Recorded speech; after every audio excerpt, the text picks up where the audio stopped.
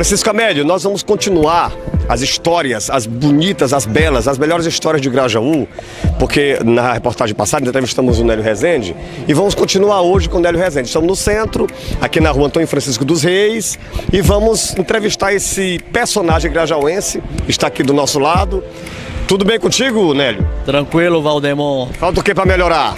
Olha, melhorar é estar bem consigo mesmo, muito dinheiro no bolso, aí melhora tudo. Então pronto, resolvido.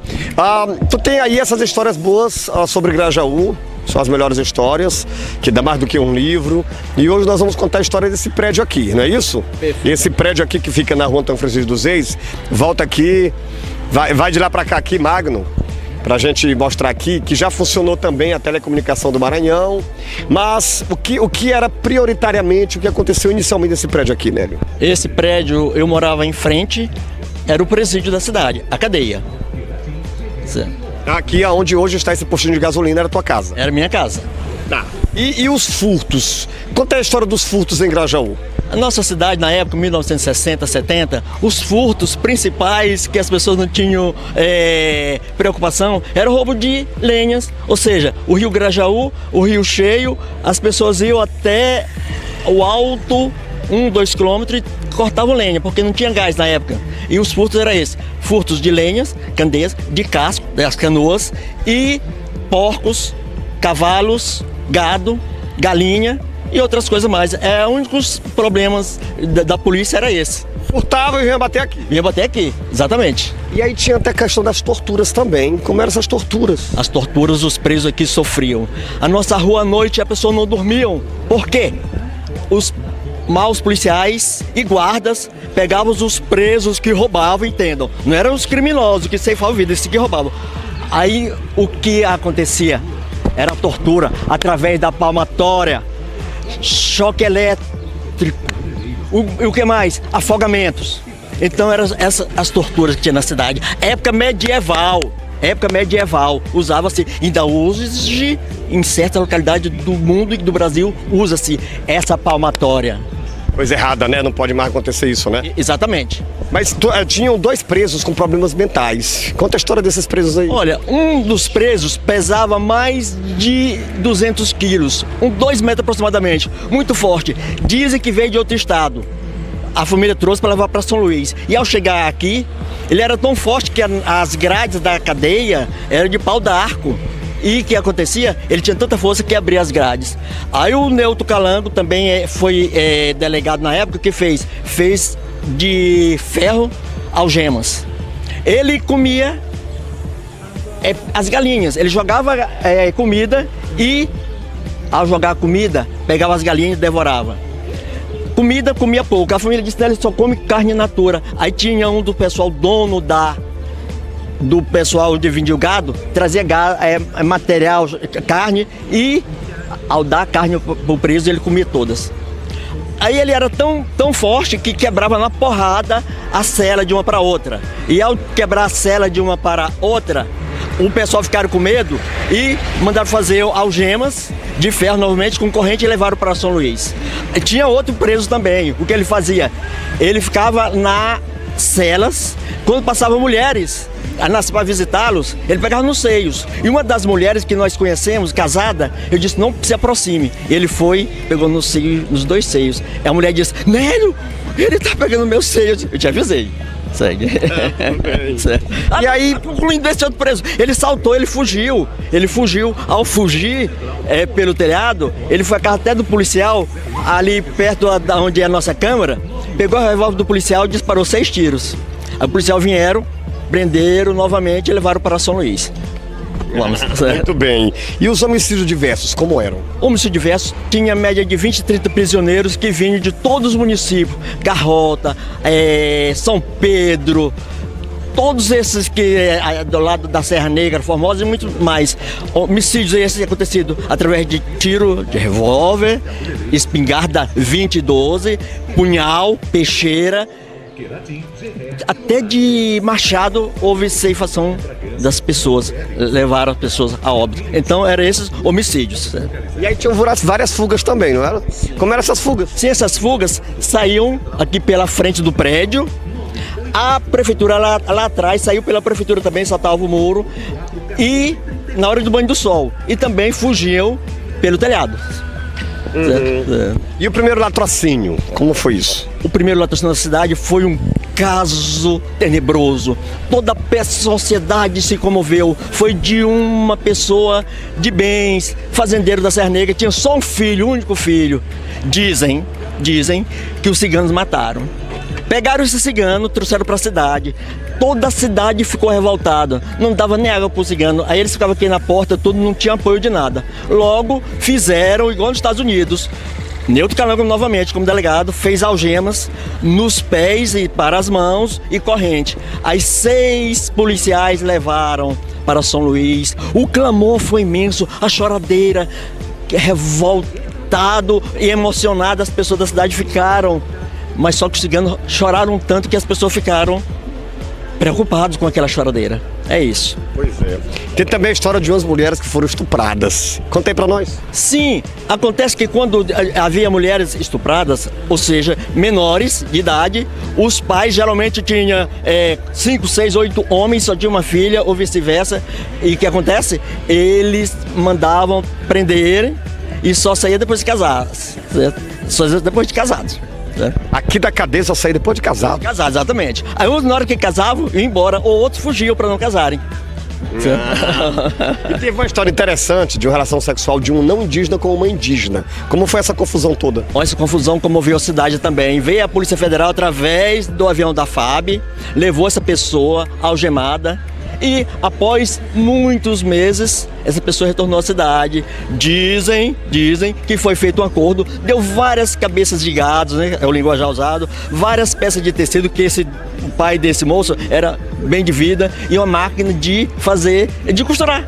Esse foi o pagamento. É o que eu comento, falando sério. Muito bem. Mas teve também a história de um preso político. Detalhei pra nós isto.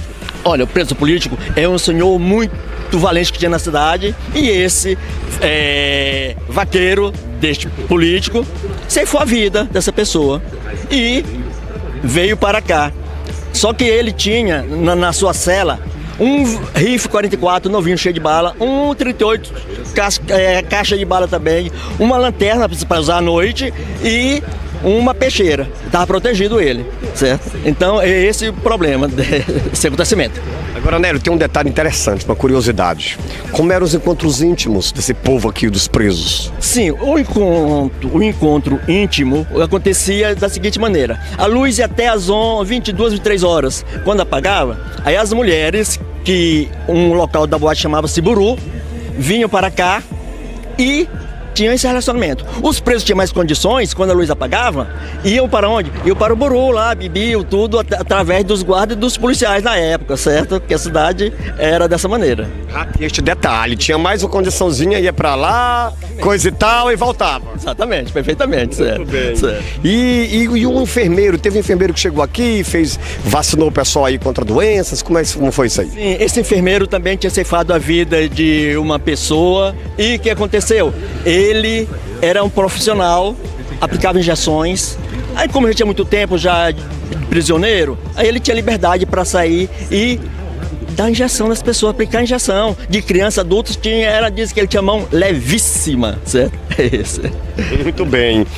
E tem 10 sacos de maconha na história aí. Como é que foi esse negócio? 10 não, 15. 15, então eu errei aqui, 15 sacos de maconha. 15 sacos de maconha, certo? Que foi aprisionado lá em um hotel na cidade. O homem disse que era folha de jaburandi, para enganar o policial. Não é maconha, foi de jaburandi. Aí o jaburandi ele trava na boca, maconha não, aí lascou, hein? E o que acontece? Veio para cá a polêmica, tinha que incinerá-la. Só que nós aqui da vizinhança não queríamos a redondeza do seu Argentino, certo? Silvério Latão, Color Rezende, meus pais, não queria, porque diziam que se tocasse fogo nessa maconha, a fumaça ia deixar todos ébrios, certo? Alucinados. Aí não foi feito os 15 quilos, sim, de menor quantidade, certo? De 10. Ficou mais de uma semana para trabalhar fogo, certo? De pequena quantidade. Devagarzinho. Exatamente, perfeito. A cidade era pequena, era só o centro, aí o pessoal ficou com medo de ficar inebriado. encantado com aquele negócio. Exatamente, certo. Muito bem. E o acidente com o pau de arara? Conta pra nós como é que foi esse acidente. Olha, esse acidente é um caso tenebroso pelo fato de que o senhor que estava no pau de arara ia em cima, no teto, e na rua ali, perto da rua do Fio, tem o nome da rua do Fio, ele ia em cima já aproximadamente 17, 18 horas, estava meio escuro, ele não viu, degolou o fio do telégrafo. Caiu, e o que acontece? Aí parou o ônibus, o pau de arara, e as pessoas disseram, cadê as coisas dele? Daqui é um saco. Aí botaram o corpo, trouxeram, porque que quando trazia as pessoas que não tinham parente, tudo, alguma coisa, trazia para cá o corpo e os presos cavavam as covas e enterravam. Ao abrir o saco de estopa grande, eu presenciei, cheio de dinheiro, equivalente na época, uns 20, 30 mil reais.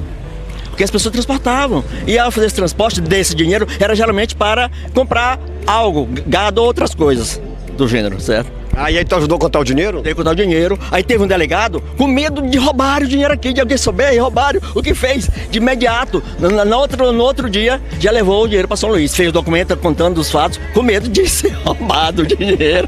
Já que tu falou em delegado, quais eram os delegados da época? Olha, o delegado da época tinha o meu avô Benício Duarte, o senhor Alcimar Santos, o senhor, que eu falei bastante o nome, Newton Calango, que chamavam, certo? E por último, o seu Francisco Leite, Chico Leite, certo? Essas pessoas trabalharam muitíssimo bem. Mas eu quero deixar claro, Valdemar, que eu aqui na delegacia, no mundo, o primeiro homem, a primeira criança a lecionar dentro do presídio fui eu. Por quê? Com 6, 7 anos já era alfabetizado, tinha na cadeia uma entrada para botar as coisas, comida, rede para passar por aquele buraco. E eu, criança, entrava por aquele buraco e ia ensinar as pessoas do ABC, a cartilha, até se alfabetizar, inclusive a tabuada. Que era professor com 7 anos. Exatamente. Já ensinava, eu sabia o que eu sabia, eu transmitia que ele não sabia ler nem escrever, eu ensinava. Pra você ver. A única pessoa no mundo, pode olhar, não tem quem entrou na cadeia. E depois disso, Valdemar, só concluindo, o meu tio Livino foi prefeito e meu pai saiu da SEMAR, que era da prefeitura, Luiz a vapor, depois o Sarney veio aqui, na época, o governador Sarney, presidente, tudo, vice-presidente, e inaugurou o motor a diesel. Aí o meu tio Livino foi prefeito, aí colocou meu pai, como era aqui em frente, a nossa casa era aqui em frente onde é o posto, aí meu pai tinha vergonha de vir soltar os presos, e eu com meus 12, 13 anos, era que fazia serviço de carcereiro. Aí já não entrava mais pelo buraco, e sim pela cela, pelas portas, abria, entrava e trancava. Então são essas coisas. De curiosidade. Pois é, Francisco Camélio, é isso aí. O nosso amigo Nélio Rezende, historiador, o homem do mundo, ele que tem muitas histórias para contar sobre Grajaú. E aí a gente vai encerrando aqui essa segunda parte das nossas entrevistas com o Nélio Rezende sobre as histórias de Grajaú, dos nossos grajauenses, coisas boas de ouvir, aquelas conversas assim, interessantes, curiosidades que vai preencher o nosso conhecimento. Até mais, Francisco Camélio. Nélio Rezende, até mais. Ok, agradeço. Obrigado, Francisco Camélio, ao cinegrafista, a você, Valdemar, e a todos que nos assistem. Assista, divulgue essa programação do JC, certo? Obrigado.